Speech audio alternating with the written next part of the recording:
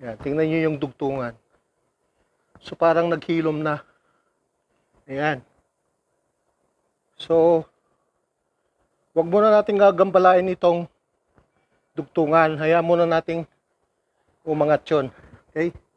Itong isa, yun. Ito yung tinitingnan natin dito sa rootstock natin kung buhay pa. Yan, tulad nito, patay na, oh. Yun.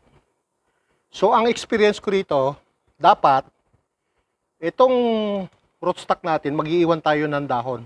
Okay? Yan, yung isang tip, ha. Dapat mag-iwan ng dahon.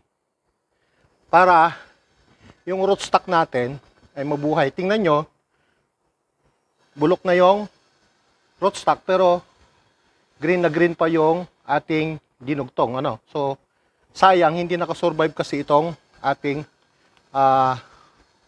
rootstock. Ganon din ang nangyari dun sa mga grafted natin na Trovita Orange. Nang nangyari, nag-abuno tayo na bulok yung rootstock. Pero buhay na sana yung dinugtong natin na sayon. So, ganon po yung technique.